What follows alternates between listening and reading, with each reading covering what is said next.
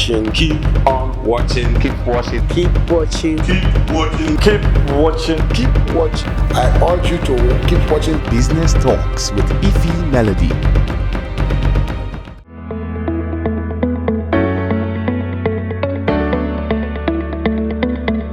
This is when we bring you stories of people who have made amazing mark in the business world. This is Business Talks with IfyMelody. I am Ifeoma Ajumobi, of course, popularly known as IfyMelody, your sparkling woman. And today, we will be interviewing an entrepreneur, and his name is Dr. Ifeanyi Okoye, the founder and chairman of Juhel Group, Enugu, Nigeria. Good day, sir. How are you doing? Morning, good morning. I'm good. All right. I'm fine. So good to be here at your office and to have this very special interview with you. You've been a businessman. Is it by birth or making? How did you get the love and passion for business? What would you say to that? I think anything one is in life is actually God's doing. You know, you come into life, you start developing, and then you take what you see. I had to think about real business when I found myself graduating as a pharmacist. And you know, in pharmacy school, we read a lot about business, in as much as we read a lot about pharmaceutical products and manufacturing. So I just found myself in the pharmaceutical business first as a medical rep representing one group called Upjohn, immediately after my youth service. And then from there, I had to think of getting into making manufacturing of those drugs, of which I started as soon as I left Upjohn. That's the part we are interested in. Yes. What made you interested in making those drugs yourself? It's all part of the history. You know, when I left school as a pharmacist, usually if you graduate, you had 1 year internship before you now go for your service. I found myself working in a very small pharmaceutical industry in Benin, Edo State. In that company, they make just drugs in a very small scale. So immediately I left there, went for my youth service, got a job with this Upjohn as a medical rep. I still started thinking about making these drugs myself, like I saw as a very young pharmacist. So nothing else could stop me. So nothing else but to get into it and at least improve the drug system of the country and of course the health sector of the country, of which by the grace of God we are contributing a lot now. Maybe we'll go a little back. What even made you get interested in studying pharmacy? Actually, it's a long story. Ideally, I could have been a Catholic priest. Okay. But one thing or the other happened, I had to leave, and without actually wanting to leave. And then I noticed I could, still hoping to go back to the seminary, but I noticed that pharmacy then at the University of Ife was a 4-year course. And 4 years, you become an authority in drugs, making drugs, authority to sell, authority to handle poisons. So that was fascinating to me. And I switched off and went in immediately. That's how I never became a Catholic priest. And thank God today, I think I'm contributing to the well-being of people in the other way. Yes, you are. What would you say has made you stand out as a businessman, even in the pharmaceutical industry and beyond? They're others, but you know you've been exceptional. You've made a serious mark in this industry. I'm a Christian. I'm not an atheist. And if I'm not an atheist, I will always give every thanks to God. And I want to believe that it's God's wish. You know, when you try your best and you want it to succeed, you go ahead. So the success within my profession, I still hand it over to Him. However, one has to be a strong entrepreneur. You have to take risks. Take risks, be ready to delve into anything you think that will give you a positive side. Don't look only at failures. You must be looking towards success in anything you're doing. Even when you seem to be failing, that is the beginning of success. So you just keep pushing, keep hitting. And definitely, if you're doing all that and still hoping in your God, definitely you go places.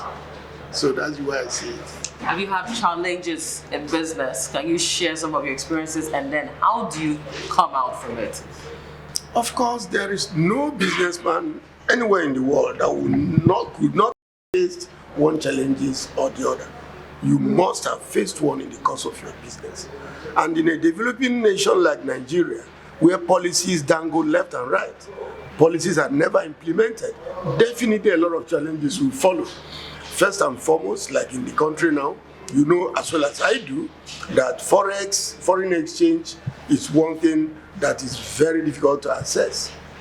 And if you cannot assess foreign exchange, how do you work? How do you import your machineries? How do you import your raw materials? Maybe recently, thanks to the CBN governor and the government of the day that rearranged and made some school companies a little bit more viable now.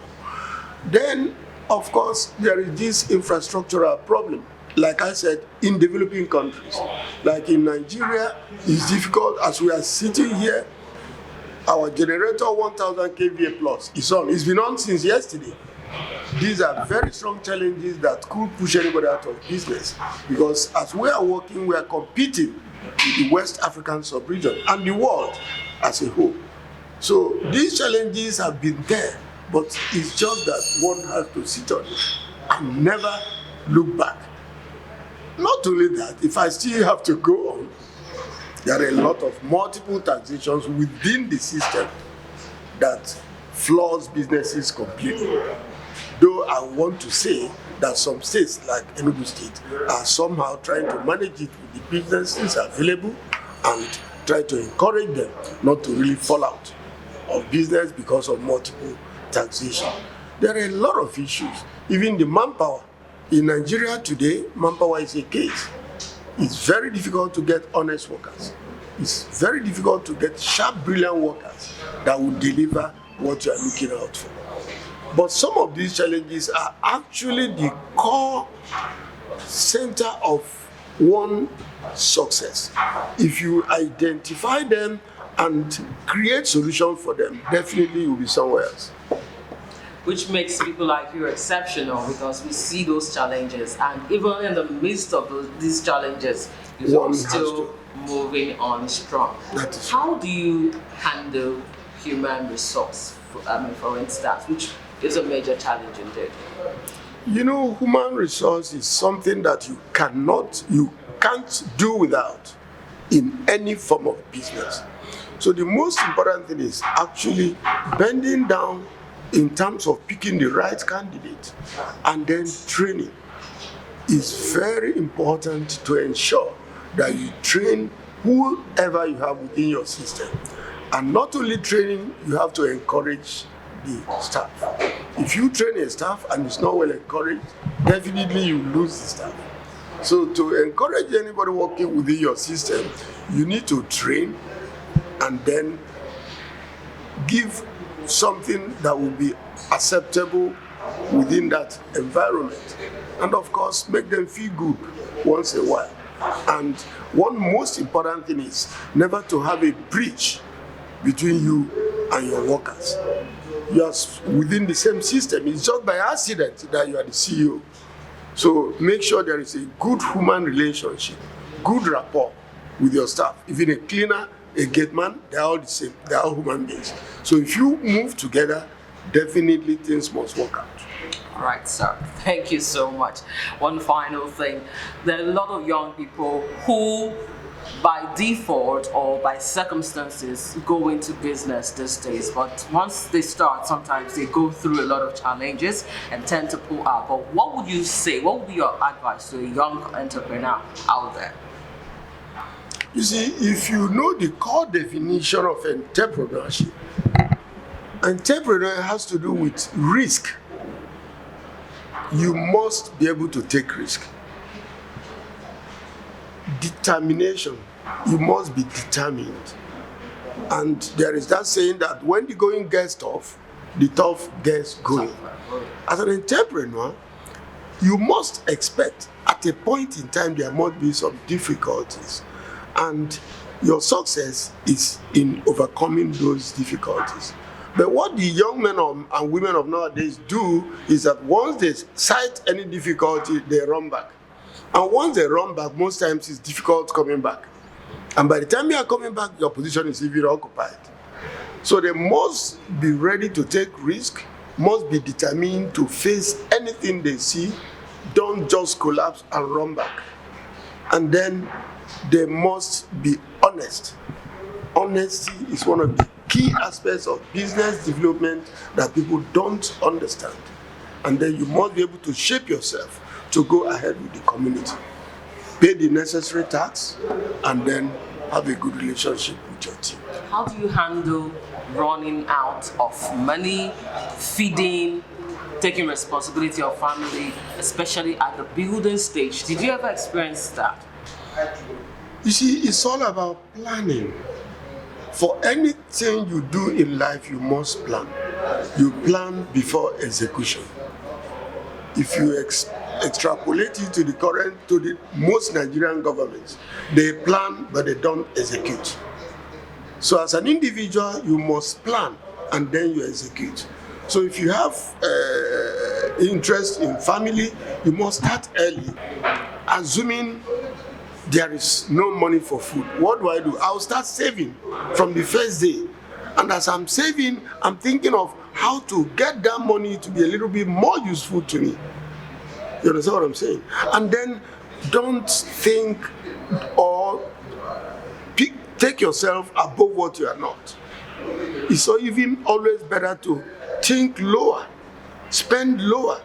Don't spend more than you can. And don't think you're there when you are not even quarter to being there. It's always good to be there and still take yourself to be at the middle when you've already overtaken there. So by the time you're looking back, you see you're already very far. But what people of nowadays do is that they put themselves ahead without even being there, spend money they are supposed to be spending there when they are not there. And then of course they will collapse immediately. So that's the actual way to strategize on that. Are business people born or made? What would you say to that?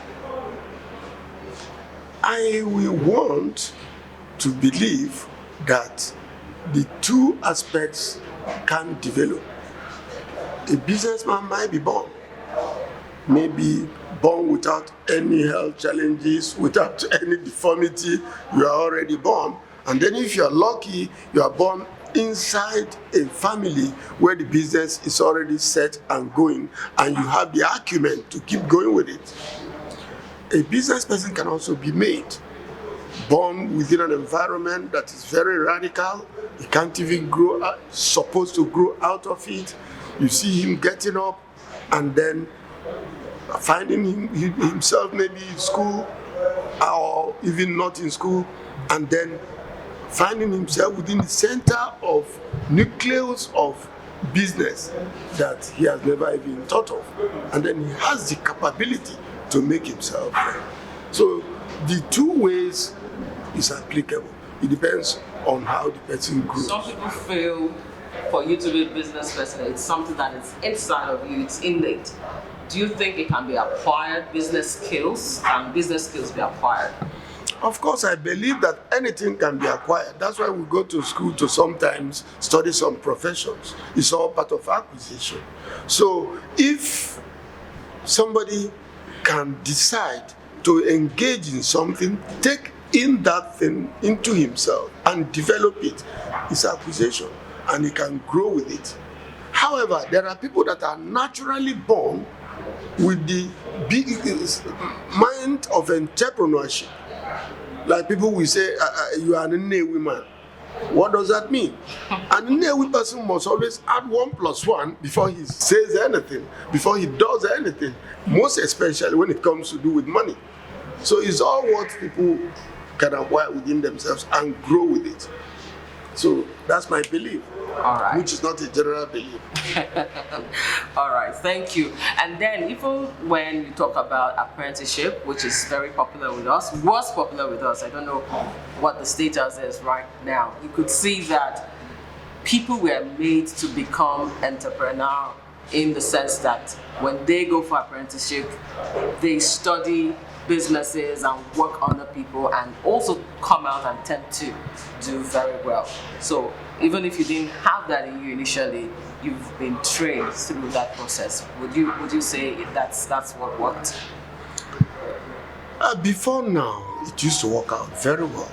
And people go for apprenticeship, they grow there, they come out, they go along with the norms, and you see them hitting the roof. But the greatest problem we have now is that the youth of nowadays are not patient. They are in for apprenticeship.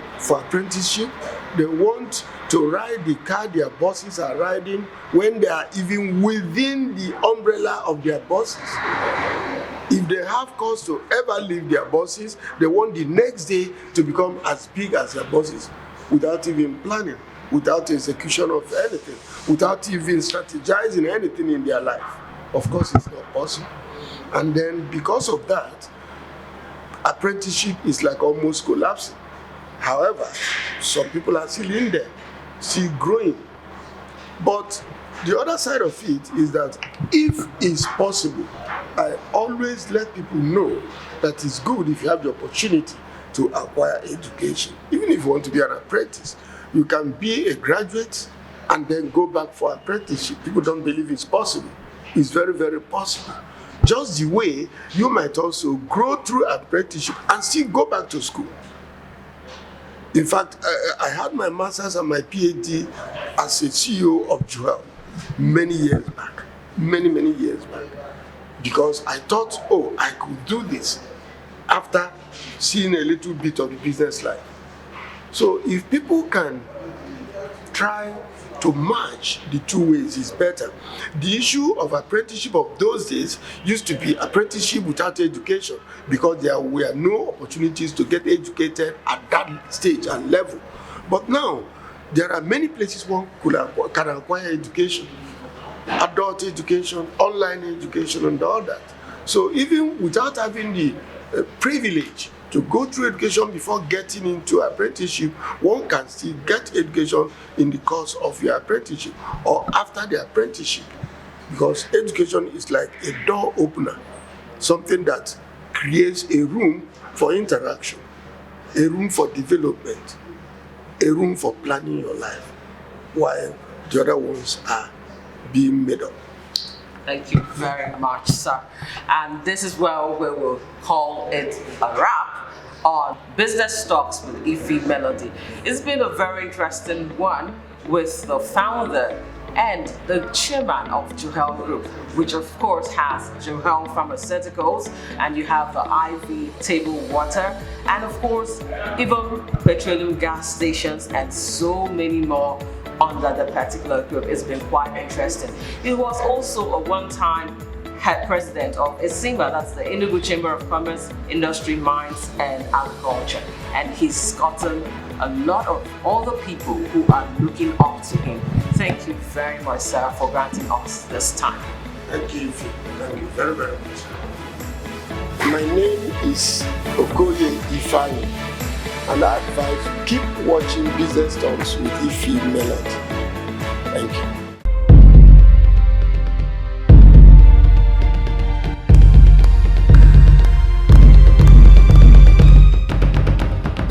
Keep watching. Keep on watching. Keep watching. Keep watching. Keep watching. Keep watching. Keep watching. I urge you to keep watching Business Talks with IfyMelody.